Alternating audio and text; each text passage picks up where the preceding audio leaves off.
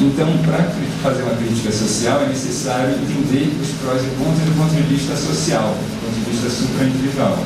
Mas uma outra crítica, e essa que me interessa mais, é uma crítica semiótica. Criar um sistema de atribuição arbitrária de significado pode ser eficaz se for incapaz, como esse sistema pode ser eficaz se for incapaz de descrever o que as pessoas pensam de fato e como usam a linguagem, aquela velha discussão entre norma culta e língua falada.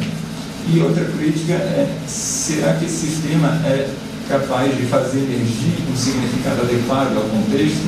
A discussão em semiótica persiana sobre token e type, como gerar uma regra interpretativa a partir de usos e casos particulares, como dar esse salto da segundidade para a terceiridade. Então, uma crítica bastante contundente do ponto de vista semiótico é a discussão entre folksonomy e ontology. Por exemplo, o folksonomy é uma coisa bastante simples de ilustrar nessa tag cloud. A tag cloud é muito comum. Hoje em dia você tem um sistema que coloca relevância, livre relevância em palavras que estão sendo mais relevantes do ponto de vista do uso das palavras. As pessoas buscam mais por algumas palavras do que outras, portanto elas ganham uma dimensão visual, um tamanho mais importante do que outras. Ou seja, quem define o grau de importância é o uso, as instanciações, a própria organicidade da rede, que altera o valor semântico, supostamente semântico, de um determinado palavra, de um determinado signo.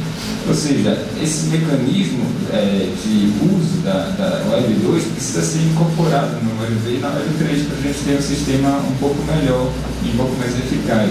Portanto, como criticar um sistema de significações? E aí eu pretendo estabelecer uma fundamentação teórica, principalmente na teoria Charles Sanders Peirce e uma teoria da cibersemiótica, como proposta pelo Soren Brier. E só para pontuar aqui alguns conceitos: signos como mediação, pelo qual um objeto ausente acaba por produzir uma ideia interpretante. Sendo assim, signo é uma tríade genuína, então aquela relação que a gente viu ela é incompleta do ponto de vista da semiótica. Bom, aqui eu vou pular alguns conceitos propriamente semióticos para tentar ganhar um pouco de tempo. Mas o que eu quero dizer, a significação na área semântica parece ser, do ponto de vista do que a teoria proposta, do modelo proposto, uma espécie de globalização da informação, na qual o conteúdo de mensagens postadas na internet não seria mais expresso em nenhuma linguagem específica, mas em todas, simultaneamente, uma espécie de hipersistema de signos, tradução entre sistemas de linguagem. Parece ser essa a ideia que Tim Berners-Lee, conhecido como o pai da web semântica, tem quando afirma que a linguagem lógica unificada permitirá que conceitos sejam progressivamente ligados em uma teia universal. E a questão é como um conceito proposto por um sistema de vocabulário baseado em ontologias computacionais da web vai se adequar aos significados humanos determinados pelo uso espontâneo nas redes, ou seja, uma lógica da folksonomy. Como saber se o significado é o mesmo, do ponto de vista das regras e do ponto de vista do uso? Então, a ontologia computacional baseia-se naquela relação, recurso-relação-recurso, responsável pela representação do conhecimento. A vantagem da ontologia é permitir inferências lógicas necessárias, e aí os serviços ganham uma qualidade absurda, porque você pode preparar uma série de filtros e inferências que poupam trabalho e do ponto de vista do usuário.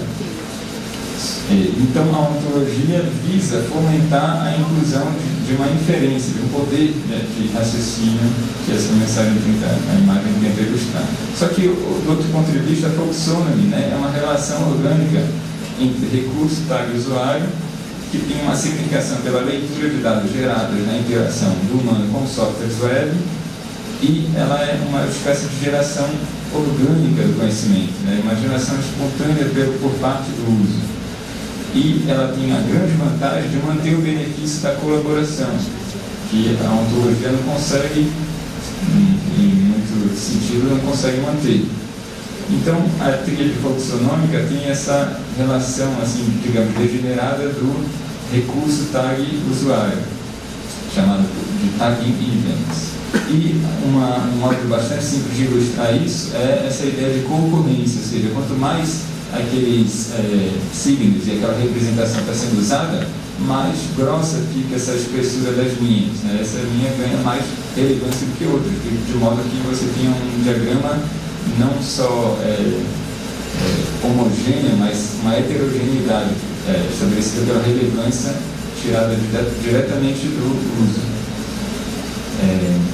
Bom, a configuração inteira conota uma espécie de sugestividade mais fértil em termos de conexão de ideias.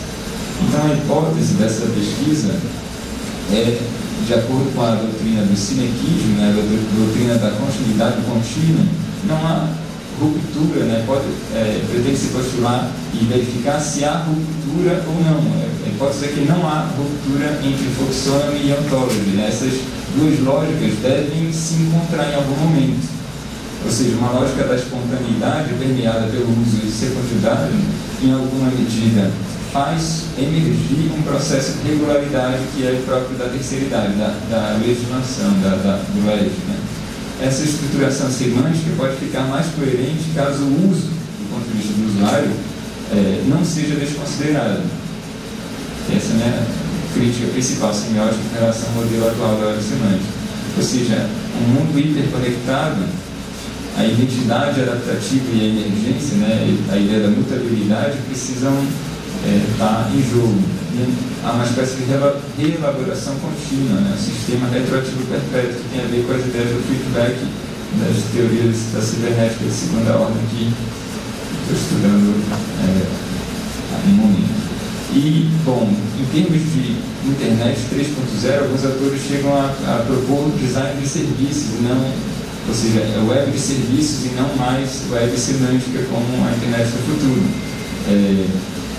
Na medida em que se considera os serviços para o usuário, centrados, né, em facilidades, em benefícios do ponto de vista do usuário, e não só em benefícios do ponto de vista dos sistemas computacionais.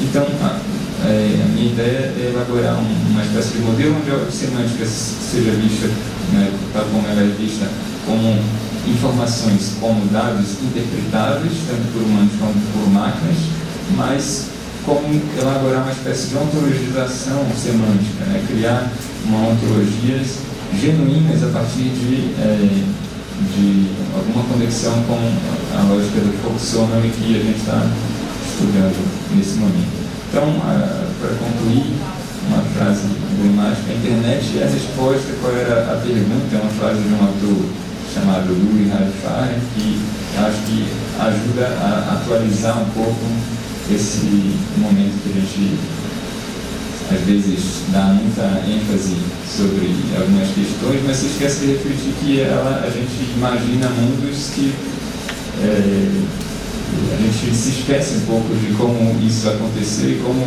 isso pode vir a se tornar melhor, né? Ou seja, como seria a internet 3.0? Seria uma internet melhor do que a internet atual. Como seria a internet do futuro? Uma internet melhor do que a de hoje, não uma internet onde a gente se sinta obrigado a criar segundo um sistema imposto de cima para baixo, né? Então, para se pensar aí durante essa pesquisa. E estou aberto a colaborações, que eu deixar meu e-mail aqui para que a gente possa trocar ideias, quem está pesquisando na internet também. Bom, e agradecer. Obrigado.